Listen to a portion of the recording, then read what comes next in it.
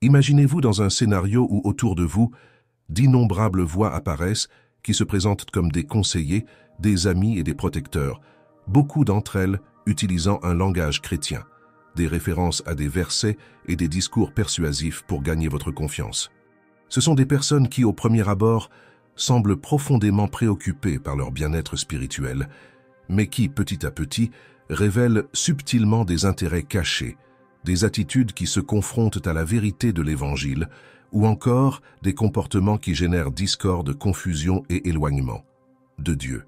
La question qui se pose alors est la suivante. Comment identifier qui, en fait, nous influence négativement, au point de nous détourner du dessein divin? Et comment les Écritures, au fil des siècles, ont-elles mis en garde les croyants contre de tels profils qui marchent à nos côtés, mais peuvent nous blesser d'une manière plus profonde qu'un adversaire déclaré, car ils agissent sous couvert de camaraderie et de gentillesse? Pour répondre à ces questions, il nous faut approfondir un sujet à la fois ancien et urgent. Ancien, car depuis l'époque des patriarches bibliques, à travers les prophètes, les évangiles et les lettres apostoliques, il existe des exemples d'individus qui sont entrés dans la communauté de foi, non pas dans le but de coopérer à la croissance spirituelle de leurs frères, mais pour semer division, exercer un contrôle, alimenter les vanités ou réaliser des gains personnels. Urgent, car à une époque d'exposition intense aux réseaux sociaux, au contact virtuel, à la prédication en ligne et à la multiplication des groupes religieux, la possibilité de rencontrer des influences négatives s'est multipliée. Même dans l'environnement physique des églises locales, il existe la possibilité de nouer des amitiés et des relations qui masquent des intentions douteuses. La complexité réside dans le fait que bon nombre de ces individus ne semblent pas effrayants ou ouvertement hérétiques dans leur discours. En général, ils portent un masque pieux, citent des passages bibliques hors contexte, utilisent un ton de voix serein et affable, ou présentent une image d'une grande spiritualité pour captiver ceux qui les écoutent. Cependant, la Bible déclare que c'est aux fruits que l'on reconnaît la vraie nature d'une personne. Et dans la pratique, ces fruits peuvent être des conflits sans fin, des manipulations voilées, des incitations à la vanité, une incitation au découragement spirituel ou même des pratiques clairement contraires au caractère du Christ. C'est pourquoi ce texte entend élargir de manière très profonde la réflexion sur les différentes formes de mauvaises influences qui peuvent surgir dans ou autour du milieu chrétien, en offrant des fondements bibliques et des exemples pratiques sur la façon d'affronter avec grâce et fermeté face à ces situations. Dans les prochains chapitres, nous aborderons des aspects qui vont de la manipulation de la parole de Dieu, du narcissisme, de la moquerie, de la colère, de la contestation, de l'adulation intéressée, de l'amour de l'argent, de l'orgueil, de l'hypocrisie, du cynisme, jusqu'à atteindre la forme de gestion de ces derniers. Influence dans la pratique, y compris des exemples bibliques de ceux qui ont résisté, des conseils sur les limites saines et l'importance d'examiner constamment notre propre cœur. Si vous avez déjà vécu des situations de conflit, de doute, de déception avec des frères ou des dirigeants, ou si vous souhaitez simplement en savoir plus pour vous prévenir, ce matériel vous aidera à devenir plus fort en maintenant une position équilibrée entre l'amour chrétien et la vigilance nécessaire que les Écritures recommandent. Depuis le début de l'histoire du peuple de Dieu, la question des mauvaises influences est présente. Dans le Jardin d'Éden, par exemple, Ève fut approchée par le serpent, dont la subtilité était de mettre en doute la véracité des paroles du Créateur. Cet épisode illustre avec quelle facilité un agent extérieur, déguisé en apparence inoffensif, peut semer la confusion et la désobéissance. Tout au long de l'Ancien Testament, les Israélites ont été mis en garde à plusieurs reprises par les prophètes contre les peuples voisins qui adoraient des idoles et pratiquaient des coutumes abominables, susceptibles de corrompre la pureté de leur culte de Yahweh. À plusieurs reprises, cette influence négative a fini par conduire les gens au syncrétisme religieux. Dans les livres historiques des rois et des chroniques, nous trouvons des exemples de monarques qui se sont laissés diriger par des conseillers impies, ce qui a entraîné des pratiques d'idolâtrie et d'injustice sociale. Dans le Nouveau Testament, Jésus met expressément en garde contre les faux prophètes, des loups déguisés en brebis qui apparaissent comme des alliés, mais diffusent des enseignements contraires au royaume de Dieu. L'apôtre Paul a également rencontré des faux frères infiltrés dont la présence divisait l'Église et provoquait des hérésies. Jacques, Pierre et Jean mettent en garde contre la nécessité d'évaluer les esprits, de confronter les fausses doctrines et de maintenir le discernement. Il est donc clair que ce n'est pas quelque chose de limité à notre époque. La différence est que nous vivons aujourd'hui dans une société hautement connectée, dans laquelle les influences proviennent de plusieurs canaux en même temps. La conscience de cet ancien défi biblique devrait nous inciter à une plus grande prudence, car la parole ne laisse aucune place à la naïveté face à cette réalité. Dieu lui-même a révélé à travers les Écritures que son peuple devait faire preuve de vigilance face aux voix et aux exemples qui semblaient inoffensifs, mais qui, au fond, étaient opposés aux valeurs célestes. Le thème des faux prophètes est récurrent dans la Bible. Le terme « prophète », à la base, fait référence à quelqu'un qui proclame un message divin. Cependant, il arrive souvent que des gens prétendent parler au nom de Dieu, mais leurs paroles sont déformées et leurs motivations sont égoïstes, voire malveillantes. Dans l'Ancien Testament, Jérémie faisait face à plusieurs personnes qui annonçaient la paix alors que Dieu en fait avertissait d'un jugement imminent. Ces prophètes cherchaient à plaire aux rois et aux autorités pour obtenir des privilèges, tandis que Jérémie, fidèle à l'instruction divine, annonçait la vérité, même si elle était dure. Dans le Nouveau Testament, Jésus souligne que ces faux prophètes peuvent présenter une façade pieuse.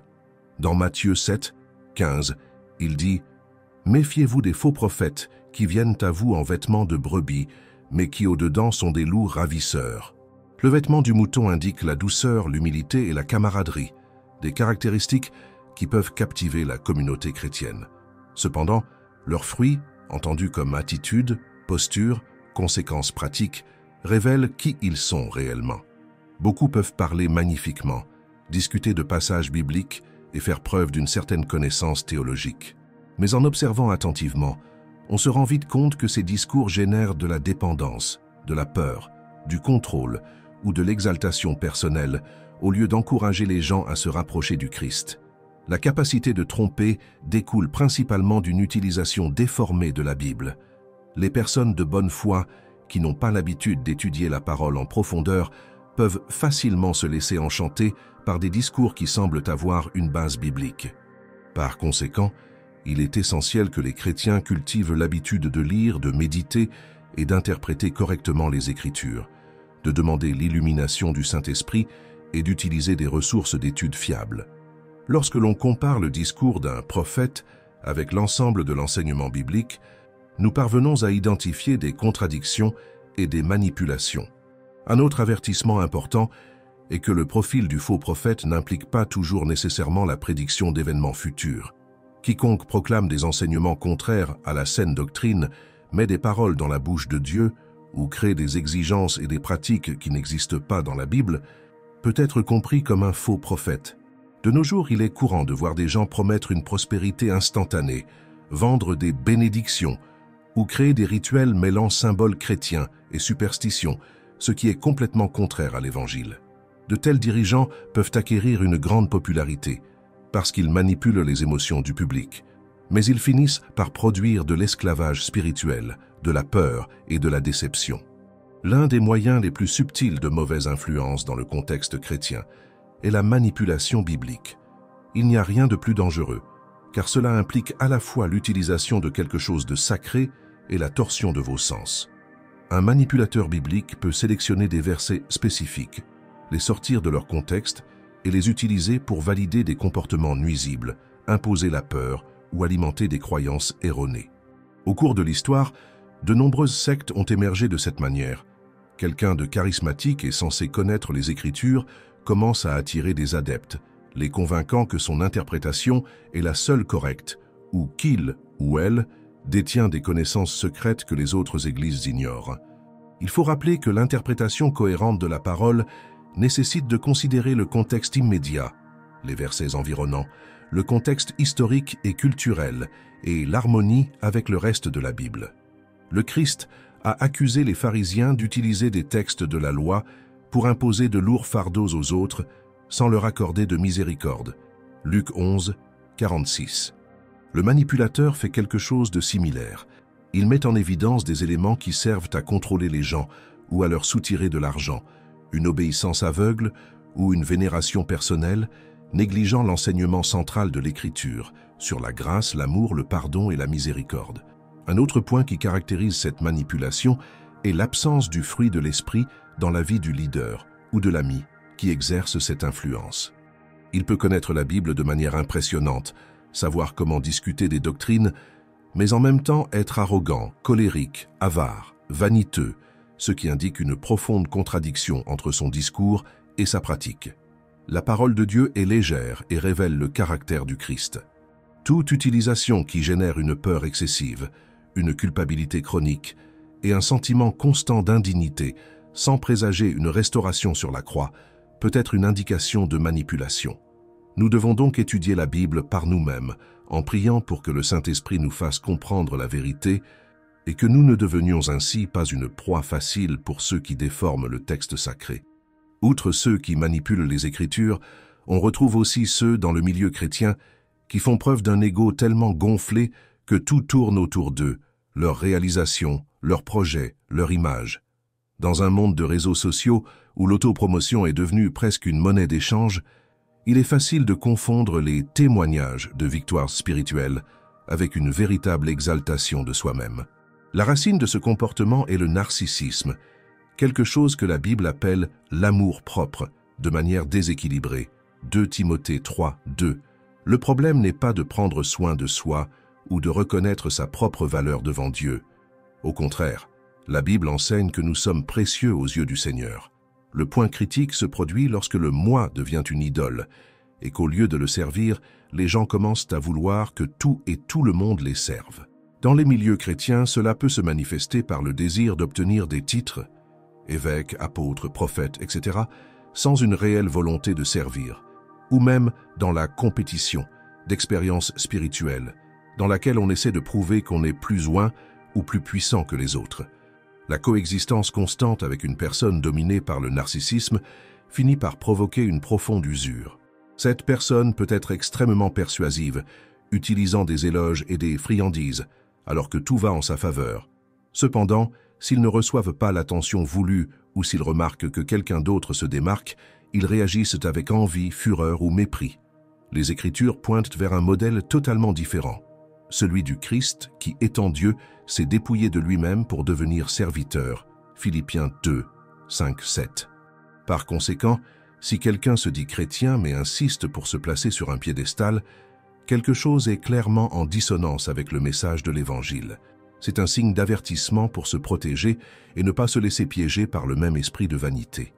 Le psaume 1 est l'un des textes les plus connus de la Bible, et nous y lisons l'histoire du bienheureux, qui ne fait pas obstacle aux pécheurs et ne s'assoit pas à la place des moqueurs. Le terme « moqueur » fait référence aux personnes qui se moquent, ridiculisent ou méprisent ouvertement quelque chose ou quelqu'un.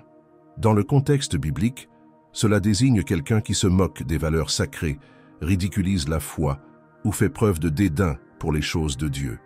Aujourd'hui, les moqueries peuvent prendre la forme de plaisanteries constantes sur la religion, d'ironie dirigée contre ceux qui pratiquent des disciplines spirituelles ou fréquentent des cultes, ou encore d'un discours apparemment intellectualisé qui traite la foi comme quelque chose de superstitieux et primitif.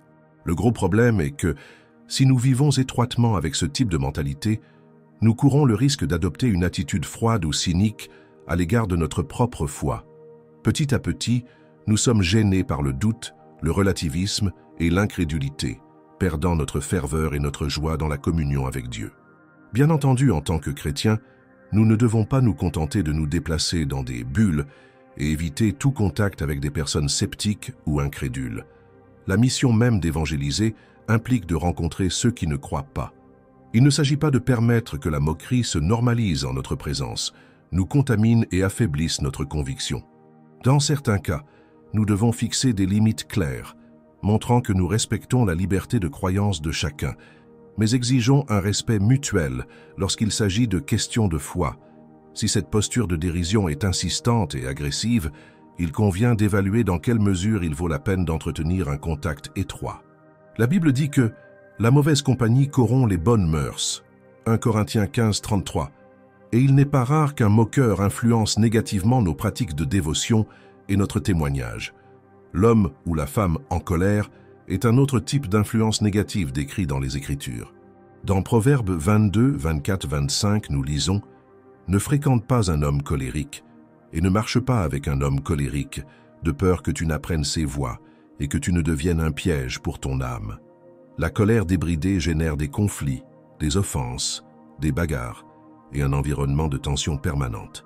Même au sein des communautés chrétiennes, nous pouvons trouver des personnes qui, pour quelque raison que ce soit, s'impliquent dans des disputes houleuses, semblant constamment incapables de dialoguer pacifiquement. Vivre en étroite collaboration avec quelqu'un comme celui-ci a tendance à nous épuiser émotionnellement et, pire encore, peut nous rendre semblables.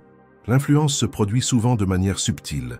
Il suffit d'apprendre à réagir avec colère chaque fois que nous sommes bouleversés ou à entretenir du ressentiment jusqu'à ce qu'il explose en agression. L'apôtre Paul nous avertit que nous ne devons pas laisser le soleil se coucher sur notre colère. Éphésiens 4, 26. C'est-à-dire que nous devons réagir rapidement aux conflits et aux sentiments négatifs. Si nous remarquons qu'une certaine amitié ou relation nous met continuellement dans des situations de friction, alimentant des disputes et des atmosphères lourdes, il est essentiel d'analyser si cela nous éloigne des fruits de l'esprit, amour, patience, confiance en soi, contrôle, etc. Dans certains cas, cette colère se manifeste sous la forme d'une vengeance voilée, en diffusant des critiques, des calomnies ou en créant des complots contre ceux qui étaient la cible de la colère. L'influence néfaste est que nous sommes impliqués dans ce cycle, étant amenés à agir également avec violence ou représailles. Le chrétien est appelé à pardonner, et bien que la justice soit nécessaire dans de nombreuses situations, la vengeance n'appartient pas aux croyants, mais à Dieu. Romains 12, 19. Ainsi, si quelqu'un autour de nous vit en nourrissant de la haine, en fomentant une agression ou en envisageant de se venger de toutes les prétendues insultes subies, la Bible nous avertit de ne pas suivre ces voies. Semer la discorde est l'un des aspects les plus dévastateurs de la vie chrétienne. Proverbe 6, 16, 19 énumère 7 choses que Dieu déteste, et l'une d'elles est « celui qui sème la discorde entre frères ». C'est une personne qui, avec des paroles apparemment inoffensives, crée des intrigues, sème le doute, répand des rumeurs et favorise la méfiance mutuelle. Elle se positionne souvent en victime ou prétend simplement rapporter des faits, mais au fond, son objectif est de diviser le groupe, de déstabiliser les relations et de générer un environnement d'animosité. Dans l'Église, un semeur de discorde peut causer des dégâts incalculables, à commencer par des commentaires subtils tels que « Avez-vous vu la façon dont le leader a parlé à un tel ? Nous pensons » ou encore « Je pense que cette sœur a un œil sur toi ». Bientôt, des soupçons, des groupes rivaux et des rumeurs généralisées surgissent. La communion qui doit refléter l'amour du Christ se transforme en scène de compétition et de combat. Le semeur de discorde assume rarement la responsabilité des conséquences, préférant agir en coulisses. La façon de gérer ce type d'influence commence par prendre soin de votre langue. Jacques 3, 5, 6 décrit le pouvoir destructeur de la langue en la comparant à un feu qui embrase de grandes forêts. Lorsque quelqu'un vous aborde pour des conversations parallèles, il est important de demander « Avez-vous parlé directement à la personne impliquée ?» ou « Parlons ensemble à la bonne personne pour clarifier ?» Cela décourage les intrigues et montre clairement que nous ne tolérons pas les commérages. Si un individu persiste à répandre des rumeurs, il faut y faire face avec amour et fermeté, en lui signalant le risque de causer des dommages irréparables. En fin de compte, s'il n'y a pas de changement de position, la direction biblique pourrait être de s'éloigner, de préserver la paix. La flatterie est une forme de manipulation plus douce. Aux critiques sévères, le flatteur préfère les éloges constants et exagérés, créant un faux sentiment de sécurité ou de supériorité chez ceux qui les reçoivent. La Bible dit dans Proverbe 29, 5 « L'homme qui flatte son prochain lui tend un filet ». Cela signifie que la flatterie fonctionne comme un lien qui emprisonne une personne, car elle la rend aveugle aux critiques constructives et l'enivre de son propre ego. Dans le contexte chrétien, la flatterie peut survenir lorsque quelqu'un souhaite obtenir des avantages, des faveurs ou un statut. Par exemple, un membre d'église peut flatter excessivement le pasteur ou le leader, en lui disant qu'il est le meilleur prédicateur qui soit afin d'obtenir des postes ou des avantages spéciaux. Ou bien, vous pouvez continuellement féliciter un frère ou une sœur pour gagner leur confiance alors qu'en fait, vous cherchez simplement à obtenir des informations pour une utilisation ultérieure. La flatterie diffère de l'éloge sincère en ce que ces derniers reconnaissent les vraies vertus, tandis que la flatterie exagère et omet les faiblesses, créant ainsi une fausse image. Pour éviter de tomber dans ce piège, nous devons évaluer si ceux qui nous félicitent nous corrigent également lorsque nous commettons des erreurs, et si la relation est une honnêteté réciproque. Un véritable ami n'hésite pas à nous alerter, avec amour, sur les aspects à améliorer. Le flatteur, en revanche, n'a que des mots doux, car il veut nous maintenir dépendants de ses caresses. Si nous remarquons que quelqu'un nous met sur un piédestal et refuse de nous confronter sous aucun prétexte, il peut y avoir là un intérêt caché. La recommandation biblique est de faire attention à ne pas se laisser emporter par l'orgueil que génère la flatterie, en gardant toujours un esprit d'humilité. Paul déclare dans 1 Timothée 6, 10 que l'amour de l'argent est la racine de tout mal. On ne dit pas que l'argent en soi est mauvais, mais plutôt un attachement déséquilibré à son égard. Malheureusement, certains utilisent la foi et les relations chrétiennes comme une plateforme pour obtenir un gain matériel. Il peut s'agir de chefs religieux qui exploitent financièrement leurs fidèles, en leur promettant des bénédictions en échange de grosses sommes, ou même d'amis qui tentent d'inciter les autres à participer à des stratagèmes frauduleux ou à des transactions louches. Le grand piège de l'amour de l'argent est qu'il peut sembler légitime au premier abord. Après tout, chaque chrétien veut être béni financièrement et prendre soin de sa famille. Cependant, l'obsession de s'enrichir rapidement, l'ostentation exagérée ou le manque de scrupules dans les moyens d'obtenir les ressources signalent que Dieu n'est plus le centre. Jésus a été clair lorsqu'il a dit que nous ne pouvons pas servir Dieu et les richesses, Matthieu 6, 24. Si quelqu'un autour de nous vit pour l'argent, parle tout le temps de gains, de possession et d'investissement, et ne montre pas un intérêt authentique pour des valeurs telles que la compassion, la justice et la sainteté, il est prudent d'observer si cette influence nous entraîne vers le même esprit de cupidité. Nous devons maintenir une perspective équilibrée. Travailler, épargner et prospérer n'est pas un péché. Le problème, c'est quand cela devient de l'idolâtrie. Le christianisme authentique valorise la générosité, le soin de ceux qui sont dans le besoin et la fidélité à Dieu avant tout gain personnel. Si, dans une communauté ou un cercle social, l'accent est mis de manière excessive sur l'argent, les signes de statut et les promesses de réussite financière garanties, il faut être vigilant. Souvent, l'évangile de la prospérité finit par n'être qu'une façade pour la manipulation de personnes nécessiteuses ou ambitieuses. Jacques 4, 6 déclare que Dieu résiste aux orgueilleux, mais il fait grâce aux humbles. L'orgueil est sans aucun doute l'une des forces les plus destructrices dans la vie du chrétien, car elle nous met en opposition directe avec le Seigneur. Quelqu'un qui est fier croit qu'il a son propre mérite. Il croit en savoir plus que tout le monde et il méprise les autres. Dans le milieu chrétien, l'orgueil peut se manifester sous la forme d'une spiritualité élitiste, dans laquelle la personne se croit plus sainte, plus ointe ou plus capable que les autres. Elle critique et ridiculise souvent les défauts des autres, mais ne reconnaît jamais les siens. Lorsque nous vivons avec quelqu'un qui est fier, nous courons le risque d'absorber cette perspective ou de nous sentir constamment dégradés, qui nous vole la joie de la communion fraternelle. L'orgueil divise, car ceux qui sont hautains ont tendance à créer des barrières et des hiérarchies artificielles, le super spirituel et le commun. L'Évangile nous enseigne cependant à ne pas respecter les autres, car nous avons tous également besoin de la grâce de Dieu. La leçon de Jésus sur le lavage des pieds des disciples, Jean 13, 1, 17, reste un exemple d'humilité qui devrait façonner notre conduite. Une façon de savoir si quelqu'un est fier est d'observer sa réaction face à une erreur ou à une correction. Si vous vous sentez offensé, niez systématiquement toute faute ou attaquez quiconque vous confronte, il y a de forts signes de fierté. Un autre indicateur est l'obsession de la reconnaissance et des applaudissements. Tout ce que vous faites est destiné aux autres à être vu et loué, et non à glorifier Dieu ou à édifier les autres. Nous devrions prier pour de telles personnes, mais il est également sage de rester prudent. La fierté est contagieuse et peut nous inciter à rechercher le prestige plutôt que le service. Dans Matthieu 23, Jésus formule l'une des critiques les plus sévères de tout le Nouveau Testament lorsqu'il dénonce l'hypocrisie des pharisiens et des scribes. Ils se souciaient de paraître sacrés et de maintenir les détails cérémoniaux, mais négligeait les valeurs essentielles telles que la justice, la miséricorde et la fidélité. Il s'agit d'un type d'influence extrêmement dangereux, car l'hypocrisie crée une façade de piété qui peut tromper beaucoup, tandis que le cœur reste éloigné de Dieu.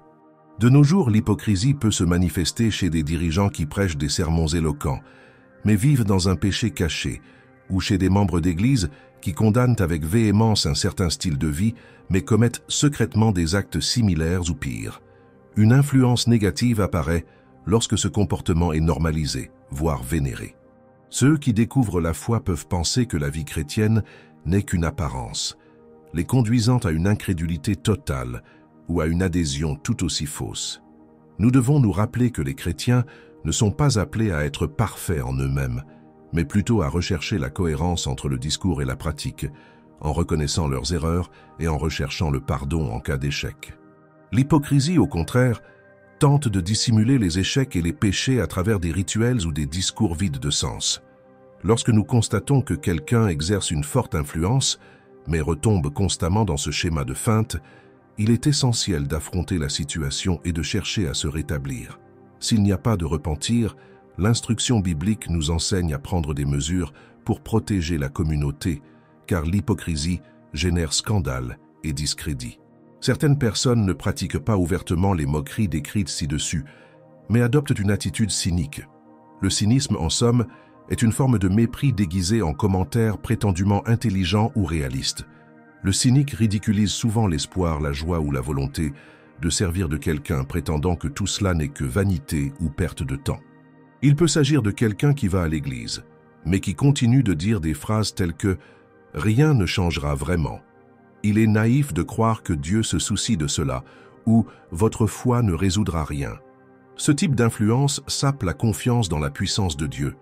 Petit à petit, ceux qui vivent avec des cyniques commencent à abandonner leur ferveur, perdant leur volonté de prier et attendant de moins en moins du Seigneur. Une moquerie subtile peut être déguisée en sagesse du monde, mais en pratique, elle déshonore l'action divine. Le chrétien est appelé à une foi équilibrée et fondée, mais jamais cynique ou incrédule. Si nous constatons qu'un membre de notre entourage joue ce rôle corrosif, nous devons réagir avec des vérités bibliques, des témoignages de miracles et d'actes de Dieu, et s'il n'y a pas d'ouverture pour un dialogue respectueux, envisager de prendre des distances. 1 Pierre 5,8 nous exhorte à être sobres et vigilants, car le diable, notre adversaire, marche comme un lion rugissant, cherchant qui il dévorera. Souvent, le mal ne se présente pas de manière évidente, mais s'infiltre subtilement dans les relations et les petites attitudes quotidiennes. Le chrétien ne peut donc pas se permettre de vivre sans y prêter attention. La vigilance implique d'examiner les fruits de chaque personne, d'évaluer si les conversations et les conseils que nous recevons conduisent à l'obéissance à Dieu ou à un écart par rapport à son dessein. Prudence n'est pas synonyme de paranoïa. Nous ne devons pas nous méfier de tout le monde, ni vivre comme si nous étions les gardiens de l'orthodoxie 24 heures sur 24. Cependant, lorsqu'apparaissent des signes évidents de manipulation, de déformation de la parole, d'égoïsme excessif, de semer la discorde ou d'autres comportements décrits ci-dessus, il est nécessaire de déclencher une alerte interne. Le discernement spirituel, don accordé par le Saint-Esprit, nous aide à comprendre quand quelque chose ne va pas, même si cela n'est pas évident au premier coup d'œil. Un exercice de vigilance important est de maintenir une vie de dévotion cohérente, lecture de la Bible, prière, jeûne et communion sincère avec les frères mûrs. Ces pratiques renforcent notre sensibilité à reconnaître ce qui vient de Dieu et ce qui est contraire à sa volonté. Sans cette base, nous sommes vulnérables aux discours séduisants et aux démonstrations superficielles de religiosité qui, en fin de compte, peuvent nous conduire sur des chemins de douleur et de déception. Plusieurs personnages bibliques montrent qu'il est possible, même dans des environnements hostiles et pleins d'influences négatives, de rester fidèle à Dieu. Regardons-en quelques-uns. Joseph, Genèse 37-50. Il l'a vendu comme esclave par ses propres frères, poussé par l'envie. Plus tard, il fut victime d'une tentative de séduction de la part de la femme de Potiphar. Joseph aurait pu s'abandonner, mais il a maintenu son intégrité, fuyant le péché. Même dans une prison injuste, il a persévéré dans la foi et Dieu l'a ensuite exalté. Son exemple enseigne que la fidélité face aux pressions et à la tentation nous garantit l'approbation divine. Daniel 1:6. En captivité babylonienne, Daniel a été exposé à un contexte idolâtre et païen, où les normes et coutumes étaient opposées au Dieu d'Israël. Il décida néanmoins de ne pas se contaminer. Daniel 1:8, refusant les friandises du roi, et continua à prier Dieu, même sous le coup d'un arrêt de mort. Lui et ses amis, Shadrach, Meshach et Abed-Négo, résistèrent fermement à l'imposition de statues d'adoration. La fidélité leur apportait des miracles et des honneurs. Néhémie 1:6, appelé par Dieu à reconstruire les murs de Jérusalem, il se heurta à l'opposition de Sanballat, Tobias et Geshem, qui tentèrent de l'intimider, de le diffamer et de le distraire de son travail. Néhémie, cependant, a persévéré dans la prière et le travail. Son attitude de refus du chantage et de la peur a incité la population à achever la reconstruction en un temps record. Paul, actes et lettres pauliniens. Au cours de ses voyages missionnaires, Paul a affronté toutes sortes d'opposants, autorités romaines, juifs fanatiques, faux enseignants, ennemis personnels et même frères insoumis. Il a subi des arrestations, des lapidations, des calomnies, mais il n'a pas reculé devant l'appel à annoncer l'Évangile. Il a conseillé aux églises d'éviter les faux apôtres et est resté ferme, ancré dans la connaissance des Écritures et dans l'amour du Christ. Ces exemples nous encouragent à ne pas nous laisser décourager par les mauvaises influences. La victoire ne consiste pas à nous isoler du monde, mais à nous enraciner en Dieu pour résister, dénoncer l'erreur lorsque cela est nécessaire et entretenir la flamme de la foi, quelles que soient les pressions externes ou internes. Jésus a prié le Père pour lui demander que ses disciples ne soient pas retirés du monde, mais préservés du mal. Jean 17:15. Lui-même s'assit à table avec les publicains et les pécheurs, mais sans se contaminer de leurs péchés. Ce schéma divin nous invite à un équilibre délicat. D'une part, nous sommes appelés à briller comme lumière dans le monde et à ne pas nous enfermer. D'un autre côté, nous ne devons pas laisser l'obscurité nous engloutir ou façonner notre comportement. En ce qui concerne les amitiés et les relations, il était nécessaire d'évaluer l'impact que ces personnes ont sur nos vies. Pouvons-nous maintenir notre intégrité lorsque nous sommes avec eux? Existe-t-il un espace pour partager nos valeurs et les influencer positivement? Ou réalisons-nous qu'à chaque rencontre, nous finissons par céder à des pratiques contraires à l'Évangile, nous laissant spirituellement plus faibles et plus éloignés de Dieu? L'apôtre Paul, dans 1 Corinthiens 9:22, dit qu'il a tout fait pour chacun, afin d'en sauver quelques-uns de toutes les manières. Cependant, ce processus n'implique pas qu'il abandonne ses principes ou qu'il tolère l'erreur. Avoir confiance dans la transformation que l'Évangile provoque dans des cœurs bien disposés est différent de fermer les yeux sur des situations qui perpétuent le péché ou la tromperie. Dans les cas extrêmes, l'Écriture elle-même conseille de se séparer ou de s'éloigner de ceux qui insistent sur des pratiques qui diffament le nom du Christ ou qui provoquent le scandale dans l'Église. L'un des aspects les plus douloureux est de se rendre compte que parfois les profils de mauvaise influence mentionnés ici apparaissent au sein des communautés chrétiennes. Qu'il s'agisse de dirigeants manipulateurs, de membres bavards, de frères jaloux ou même d'équipes ministérielles qui favorisent la compétition, l'Église, étant composée de personnes imparfaites, n'est pas à l'abri de tels problèmes. Dans ces situations, de nombreuses personnes sont déçues et envisagent d'abandonner complètement la vie en congrégation. Cependant, il est important de se rappeler que l'Église est toujours le corps du Christ, 1 Corinthiens 12:27, et que les échecs humains n'invalident pas l'institution divine. Lorsque nous rencontrons des influences néfastes dans l'Église, les conseils bibliques sont les suivants. Conversation franche, Matthieu 18:15-17, enseigne qu'il faut confronter le frère égaré individuellement, puis avec des témoins et enfin porter l'affaire devant l'Église si nécessaire. Un soutien solide au leadership. Si les dirigeants sont sains, ils doivent intervenir pour corriger et finalement discipliner le contrevenant. Évaluation de la possibilité de regret. Si le délinquant est ouvert à la correction, l'Église doit l'aider à se rétablir. Sinon, il faudra peut-être retirer la personne pour protéger le troupeau. 1 Corinthiens 5:5. Non-généralisation. Évitez de blâmer l'Église entière pour les erreurs de quelques-uns. Il y a de nombreux serviteurs fidèles dans le corps du Christ. Toutefois, Si le leadership lui-même est la source d'une mauvaise influence et qu'il n'y a pas de place pour le dialogue ou la correction, le moment est peut-être venu de rechercher une communauté où la parole est honorée et le Saint-Esprit respecté. La prière et la direction de Dieu sont fondamentales pour prendre cette décision, car il ne faut pas confondre une déception ponctuelle avec une justification pour abandonner la congrégation. La Bible indique que notre lutte n'est pas contre la chair et le sang, mais contre les forces spirituelles du mal. Éphésiens 6, 12. Bien que les mauvaises influences se manifestent à travers les gens, il est essentiel de discerner qu'il existe un ennemi commun, Satan, qui veut semer la discorde, le péché et la déviation dans l'Église et dans le cœur des croyants. L'armure de Dieu est la défense spirituelle contre ces attaques, la vérité, la justice, l'évangile de paix, la foi, le salut et la parole de Dieu. Éphésiens 6, 14, 17. Lorsque quelqu'un nous influence négativement, nous pouvons être confrontés à des blessures spirituelles ou à des distorsions profondément enracinées chez cette personne que le diable exploite pour lui causer du tort. La manière de résoudre ce problème implique à la fois une confrontation biblique et une prière d'intercession, demandant à Dieu de libérer l'individu de la tromperie et de guérir ses motivations erronées.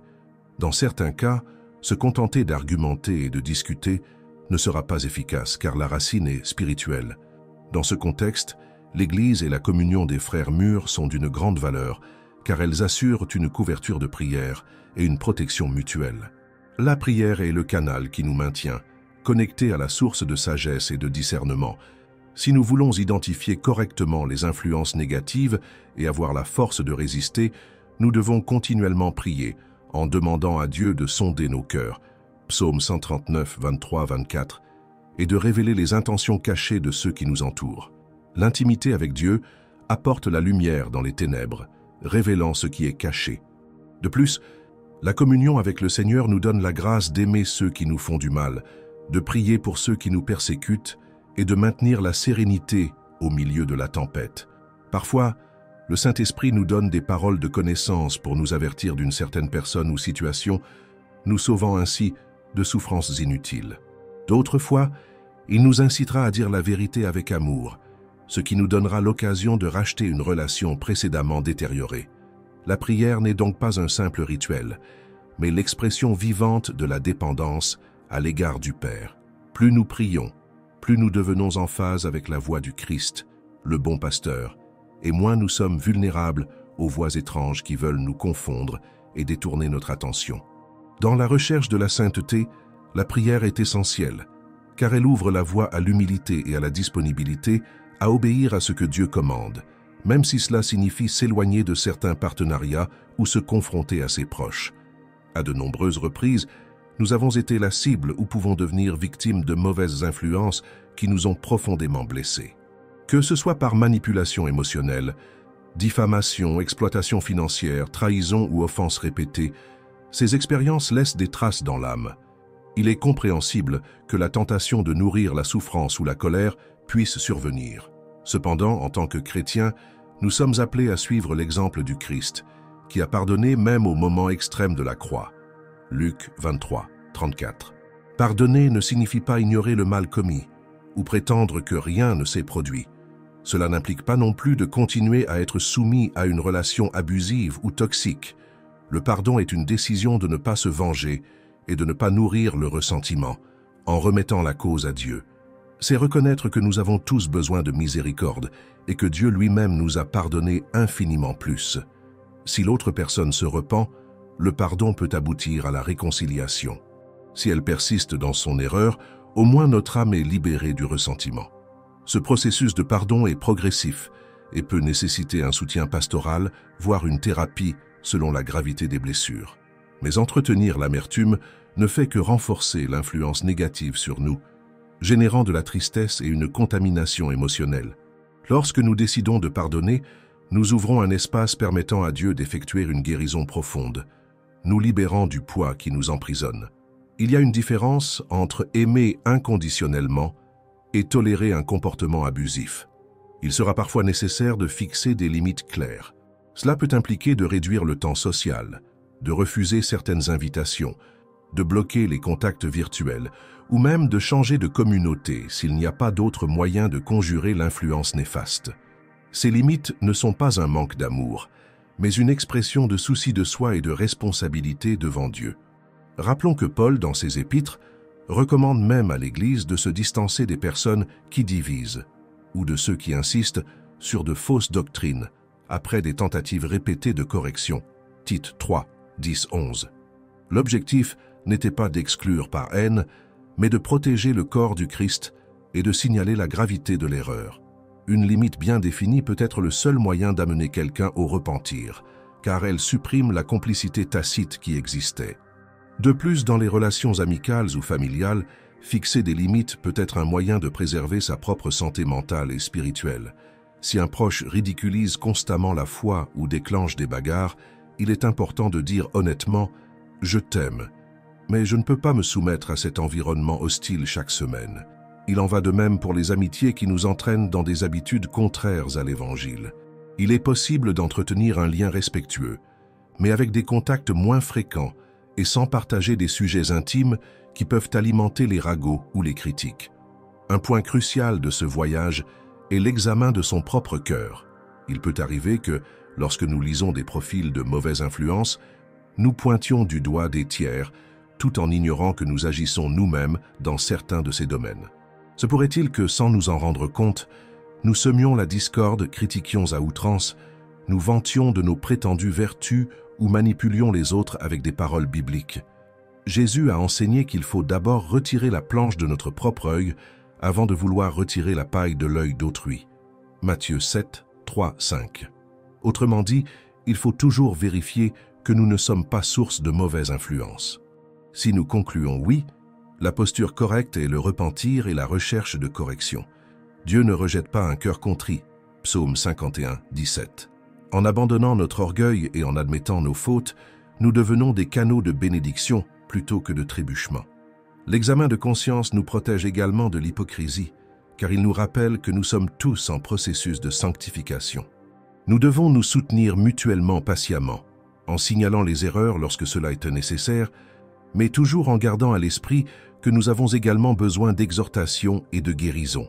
Cet équilibre n'est possible que si nous sommes enracinés dans la parole et en communion avec le Saint-Esprit.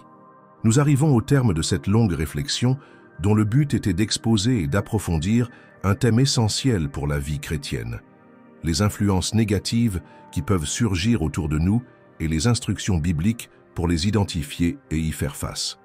On observe que ces influences peuvent prendre différentes formes: faux prophètes, manipulation de la Bible, narcissisme, moquerie, colère, contestation, adulation, cupidité, orgueil, hypocrisie, cynisme, entre autres.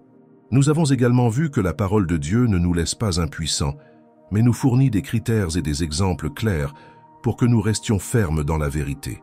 Le grand défi est de trouver un équilibre entre, d'une part, aimer les autres et maintenir une position ouverte au dialogue et, d'autre part, ne pas être naïf ou complice de tout ce qui attaque les valeurs de l'Évangile. Jésus a illustré cet équilibre en s'asseyant avec des pécheurs sans péché, en les corrigeant avec amour, mais aussi en dénonçant durement l'hypocrisie des pharisiens. Le chrétien est appelé à être sel et lumière, influençant l'environnement qui l'entoure, au lieu d'être corrompu par les ténèbres. Étape pratique pour continuer dans la fidélité: renforcer la vie dévotionnelle. Lisez la Bible quotidiennement, recherchez le Saint-Esprit dans la prière, louez et adorez Dieu sincèrement. C'est la source du discernement. Avoir une communion mature, établissez des relations avec des frères et sœurs qui vivent l'Évangile de manière authentique, en partageant leurs expériences, en confessant leurs péchés et en priant les uns pour les autres. Surveillez les signes avant-coureurs. Si vous remarquez des manipulations, de l'égoïsme, des querelles ou d'autres pratiques néfastes chez un proche, priez pour le discernement et, si nécessaire, parlez directement à la personne. Exercez le pardon et la miséricorde. Ne gardez pas de rancune, mais offrez des opportunités de réconciliation chaque fois que vous ressentez des regrets. Cependant, ne laissez pas une mauvaise conduite persister ou provoquer des destructions. Établir des limites. Lorsque l'influence est systématiquement négative et qu'il n'y a aucune volonté de changer, s'éloigner peut s'avérer nécessaire pour préserver votre foi et votre paix intérieure. Examinez-vous.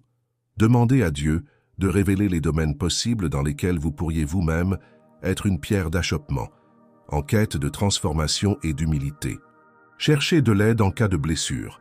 Si vous avez été victime de manipulation, de commérage ou d'abus spirituels, recherchez des conseils pastoraux, l'aide de frères mûrs ou une thérapie chrétienne pour guérir vos blessures. Faites confiance à la grâce de Dieu. En fin de compte, notre force ne vient pas de nous-mêmes, mais du Seigneur. Il a promis que ses brebis reconnaîtraient sa voix et ne suivraient pas celle des étrangers. Jean 10, 4, 5. Cette sécurité repose sur la fidélité de Dieu. Ne désespérez donc pas si des voix contradictoires, des comportements douteux ou même des attaques directes contre votre foi apparaissent autour de vous. Le Christ a averti que nous aurions des tribulations dans le monde, mais il nous a également encouragés à prendre courage, car il a vaincu le monde. Jean 16, 33. Marchez dans l'obéissance à la parole, renforcez votre communion avec le Saint-Esprit et entourez-vous de relations saines et édifiantes. De cette façon, vous serez prêt à discerner qui veut réellement coopérer à votre croissance en Dieu et qui, intentionnellement ou non, sert d'instrument pour vous éloigner du dessein divin. Puissent ces réflexions renforcer votre vie spirituelle, vous conduire à une plus grande maturité et vous équiper pour faire face aux complexités des relations sur la marche chrétienne. Rappelez-vous, surtout, gardez votre cœur, car toute votre vie en dépend. Proverbe 4, 23. Cette protection implique de protéger notre esprit et nos émotions des influences qui nous éloignent de la vérité. En même temps, nous sommes convaincus que Dieu est puissant pour conduire chaque situation vers la rédemption et pour transformer les cœurs, y compris le nôtre, à l'image du Christ. Soyez donc fortifiés par la grâce de notre Seigneur. Gardez les yeux fixés sur celui qui est l'auteur et le consommateur de notre foi. Hébreux 12, 2. Et persévérez avec fidélité, confiant que celui qui a commencé en vous une bonne œuvre l'achèvera jusqu'au jour de Jésus-Christ. Philippiens 1, 6.